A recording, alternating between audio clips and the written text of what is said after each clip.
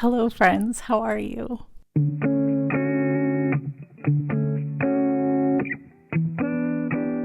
So one of my hobbies these days is going deep into Reddit threads, and one that I found recently was everyone sharing what's in their bag. So if you're watching this, I would love to know what's in your bag. I just think it's a fun way of getting to know each other and sharing some of our favorites. So without further ado, grab your favorite cup of coffee or tea and join me in today's cozy chat. Let's go. This is my Mary Poppins bag. I fit so much in here. So let's start with my tiniest pocket here. This is where I keep a few of my jewelry pieces, and I really just end up wearing the same pieces. So recently I've been looking for pieces to add to my collection that were just long lasting, hypoallergenic, and affordable, while also being versatile with different outfits. And so I came across this brand called Ana Luisa. They were actually so kind enough to send me a few of my favorite picks. So these are gifted, but have absolutely become a staple in my wardrobe. So this one's my favorite piece from them. They are the Sloan stud earrings. I'm actually gonna put them on. I just think they're so elegant and timeless. I just love how delicate they look, and because of that, I feel like I can pair them with many different outfits. I can dress it up or wear it with something more casual. Look how pretty. The other piece I have in my bag is also from Ana Luisa. This is their Ash two-tone earrings. I picked this because I have been experimenting recently with mixing metals, and I just think this is so pretty. Sometimes I actually forget that I'm wearing these because they're so lightweight, but this is what they look like on. And what's fun is these are super versatile, so you can actually detach the silver loop, and so you can wear the gold hoops alone as well, like that.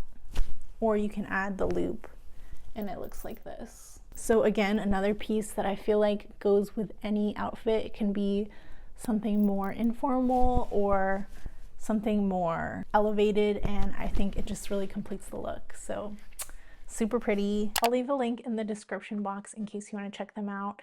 I think that link should save you 20% off of your order. They also offer a 2-year warranty on all of their pieces, so definitely check them out. Okay, next, my largest pouch is, of course, skincare and makeup.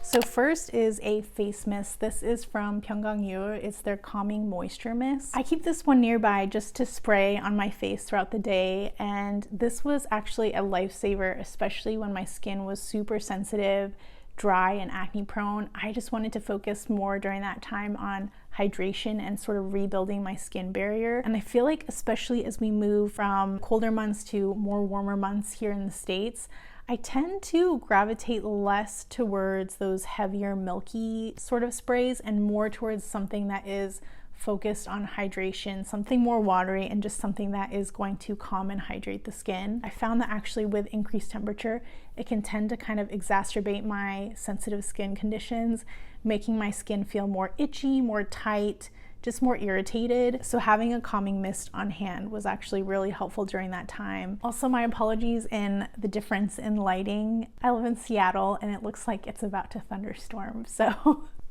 bear with me. Next, I'm gonna go into lip products. This one is Clinique's Black Honey. Honestly, such a flattering shade. I like to use this more as like a topper for lip products that I impulsively buy just because of the packaging. So for example, I bought these from Fwee, Stay Fit lip tints. I mean, come on, they're so cute, but definitely too bright for my skin tone. And I purely bought it because of the packaging. Honestly, these are really beautiful. They have this really nice shine to it, but you can also use it as a lip stain, and it just has really beautiful color to it. So then I go in with the Clinique Black Honey and just apply a thin layer on top, and it leaves this beautiful sort of like rich wine color, which I absolutely love. So check these out, very cute. Another lippy that I have been using is this one from Rom&nd. This one is an Eat Dotori, and it's this beautiful like orange brown color. So Korea, along with honestly I think the rest of the world, is having a moment right now with Pantone's color of the year, which is Mocha Mousse. and I see so many fun makeup looks coming out. So I've been looking for a brown blush, and I came across this brand called Heart%. This is their Dote on Mood Custom Lip and Cheek in Bare Nude. And this one's really fun because it has two different pots. It has a more matte pot, and this kind of reminds me of Fwee's blurring pots. And then the other side is a glossy texture with a complementing color. I feel like you can just experiment with many different looks, and it's just really fun to use. So good find. Another one that I carry in here is, of course, Glossier's Cloud Paint right now. Again, since I'm playing around with the brown blushes, this is actually, I feel like, used more as a bronzer, but I like this color as a blush. This is in Coast, and it's that more liquidy sort of sheer blush. Next is a Korean cushion foundation. This one is by Jungsaemool. When I lived in Korea, I remember I used a cushion foundation every day. I feel like it just became part of the culture. It was very common even in public subway stations or like cafes. You'd see women kind of touching up their makeup with these cushion foundations. And I totally understood the hype because it's so easy to reapply, because it really helps apply just like the thinnest layer of foundation onto your skin. That really makes your skin just look so natural but glowy. I used two foundations, I remember, one from Etude House and one from Misha. Unfortunately, they do not make them anymore, but they were just so beautiful, and it left this really nice sort of like flawless application that kind of evened out my skin tone. Coming back to the States, I could never find a cushion that matched my skin tone. Recently, I've been really wanting to kind of experiment and see what's out there. So let me know actually if you're interested in seeing a comparison. This one is from Jungsaemool. This is their Essential Skin Nuder cushion in medium. It's currently the top best-selling cushion foundation in Korea right now. And the founder of this brand is actually an OG makeup legend. I think that's why this cushion has such rave reviews. They really know what they're doing. I feel like so far the application is really hydrating but not dewy, and it's like just enough glow. I feel like I prefer more something that still shows my skin underneath, which is why until now I have been using more just like dots of concealer all over my face. But I do want something that can help me achieve more of like an even skin tone, especially to help my makeup pop a little bit more. So trying out this one, honestly, it's a bit too light, but I'm like trying to make it work because it's a really beautiful formula. Next, we are going into our SPFs, of course. I feel like when I'm on the go, I tend to go for more of a stick formula because it is so portable, and also just when you're on the go, I don't really like using my hands to apply makeup. So sticks come in handy for that. This one is from Round Labs. Actually, their Birch Juice sunscreen in the liquid formula is super popular in Korea, if not the top selling sunscreen right now. But this is their stick version. I like it. I can't say it's 100% smudge proof, but it does the job and it is very hydrating. The other one I want to talk about though is from Glow Recipe. This is their Watermelon Glow Dew Balm. I really haven't seen anyone talk about this, but I love it. It applies so smoothly like butter, and it's just basically the watermelon dewdrops in a solid formula. So it's super nice, smells really nice. With a few swipes, easily add SPF back onto your skin. Just great for touch-ups. I actually use this two ways. One, because it does have a slightly tacky finish at the end, I feel like it's great to use under foundation, or in my case, I use it under my concealer, and it just adheres to the makeup really well, almost acting like a primer. The other way I like to use this is actually more of like a highlighter. I mentioned this one a lot. This is from Hints. This is their Radiance Balm, and it has this sort of like very sheer sort of Glow Recipe Dew Balm does something very similar, where it just adds the most natural sort of glow to your skin. So I like applying it in areas that I just want a little more glowy dewiness to it for that more sort of natural look. This has a few active ingredients in here, and also has squalane and niacinamide, which can also help with hyperpigmentation. So I carry this around and I honestly really love it, and I want more people to know about it, so it's a good one. This one is actually a fragrance I picked up during my travels in Japan. This is from a brand called Au Paradis. I feel like I tend to go for more musky scents, which is why I picked this one,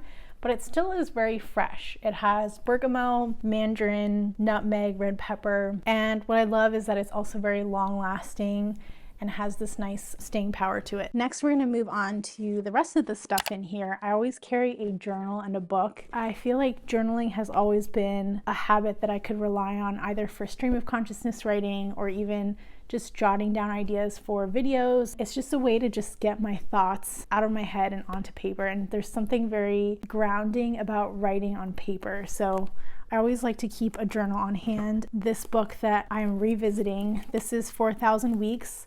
It's a time management book, but it's not a typical time management book. So the whole basis of this book is we have an average lifespan of, I think, something like 80 years, which is equivalent to 4,000 weeks.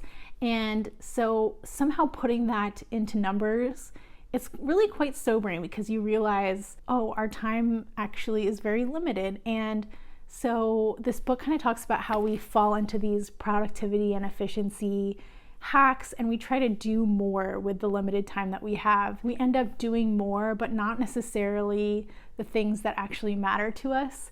And as a result, we're still always left feeling like we don't have enough time. I feel like especially moving into freelance, I can totally relate to this because, and I saw a video recently about this, but this guy was joking that as a freelancer, you don't have to do anything today, but you also have a million things that you should or could be doing. So as I'm revisiting this book, it's just bringing me back to learning how to distill my to-do list to the most meaningful tasks. For me, I think that has also really brought me back to YouTube because I know I want to do it long term. I just love it.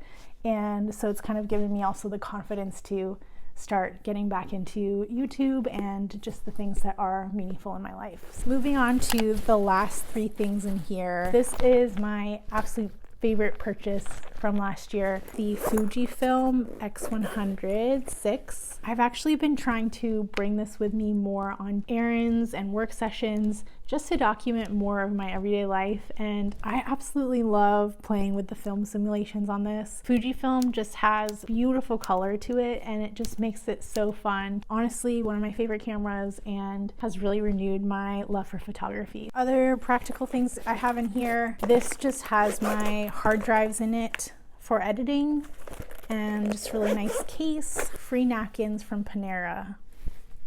Last but not least are my Sony headphones. I've had these for over 2 years. As you can see, it has a few cosmetic imperfections now, but it's really held up. I've tried the newer versions of these, but I still prefer the older version. I feel like the noise canceling feature is actually nicer on this one. So that wraps up my what's in my bag video. I hope that was interesting. I would personally love to know what's in your bag, so feel free to add that to the comments. I also post about skincare, travel, and lifestyle, so if that's your thing, I would love to connect with you in the comments. Also, if you're interested in checking Luisa out, I will leave a link in the description box, and that should also save you 20% off of your order. Thank you again so much for watching. I'm wishing you a wonderful week ahead, and I will see you in the next video. Bye.